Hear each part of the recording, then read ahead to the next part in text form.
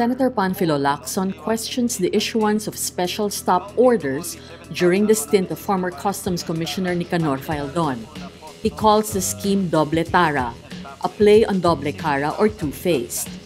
Lacson, during a Senate hearing on the 6.4 billion smuggled shabu, says the Office of the Commissioner would issue special stop orders on shipments, even if they already paid the usual tara or bribe money.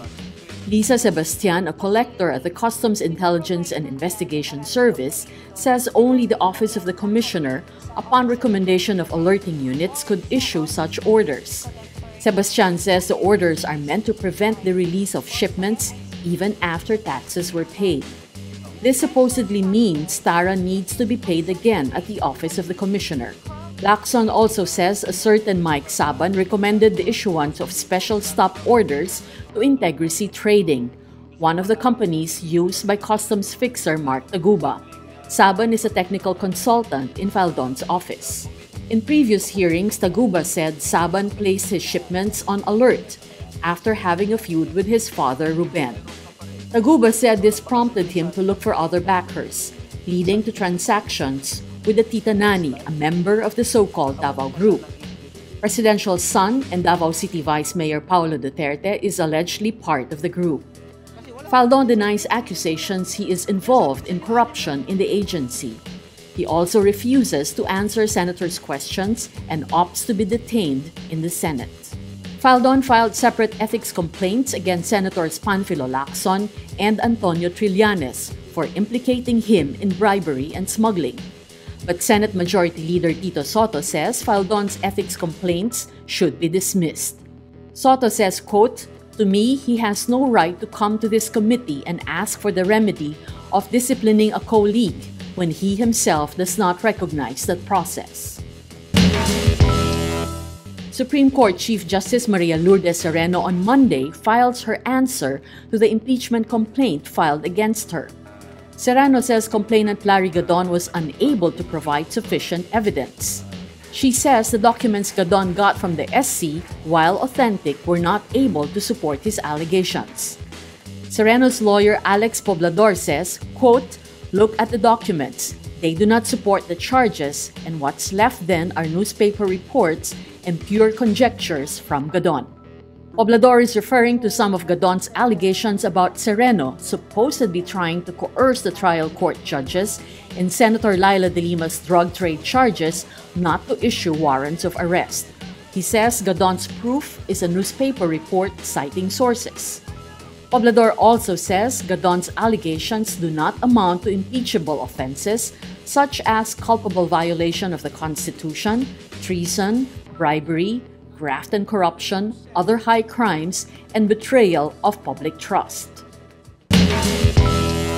Volunteers Against Crime and Corruption member Jing Paras files a kidnapping complaint before the Office of the Ombudsman against Senator Risa Hontiveros. Paras accuses Hontiveros of kidnapping, failure to return a minor, and inducing a minor to abandon his home when the senator took custody of minors who were witnesses in the killing of 17-year-old student Kian de los Santos. He also files an obstruction of justice complaint against Hontiveros for not relinquishing the custody of the witnesses to the National Bureau of Investigation and PAO. Paras says, quote, "No less than Hontiveros had publicly admitted to the taking as well as to having kept the minors without court authorization. Hontiveros earlier said the minor's mother authorized her to keep them under Senate custody, using the facilities of the child care unit of the Philippine General Hospital. Hontiveros cited an affidavit of the mother working in Oman, verified by the Philippine Embassy there. The father was out on bail for drug charges, but the Public Attorney's Office Chief Persida Acosta denied bailing the father out. The attempt to take custody happened on September 9 at the residence of Caloocan Bishop Paulo Virgilio David. Hontiveros transferred the custody to the bishop days before, but the father requested to join the minors under church custody instead of taking his children to the CIDG and the VACC. Paras says the father changed his mind because his children were already brainwashed by Hontiveros. He also files a wiretapping complaint against Hontiveros for revealing in a privileged speech an exchange of text messages between him and Justice Secretary Vitaliano Aguirre. The Philippines assures Vietnam of a fair and thorough investigation into the deaths of two Vietnamese fishermen in the West Philippine Sea off the coast of Pangasinan on Saturday. In a statement Monday, the Foreign Affairs Department says Foreign Secretary Alan Cayetano spoke to his Vietnamese counterparts during an informal meeting of Southeast Asian foreign ministers at the United Nations headquarters in New York. The Philippine Navy earlier said the bodies of the two Vietnamese nationals were found aboard a foreign fishing boat that trespassed into Philippine waters to illegally fish inside the country's exclusive economic zone. The Vietnamese fishing boat reportedly rammed the Philippine Navy vessel, which was moving towards it to arrest the fishermen.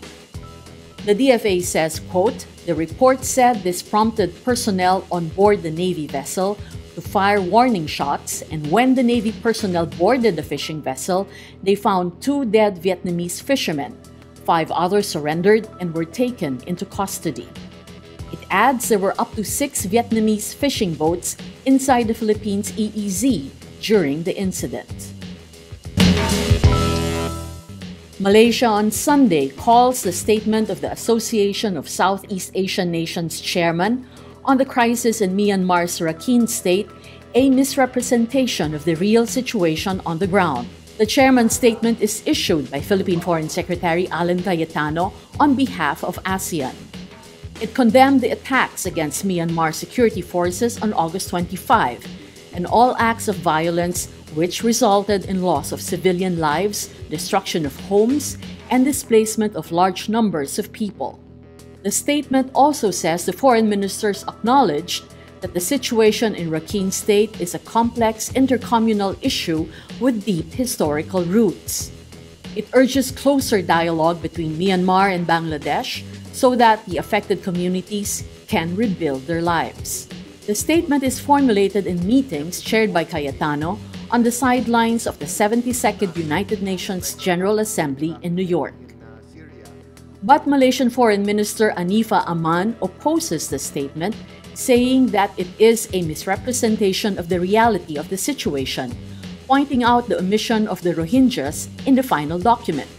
Aman also says the statement was not based on consensus.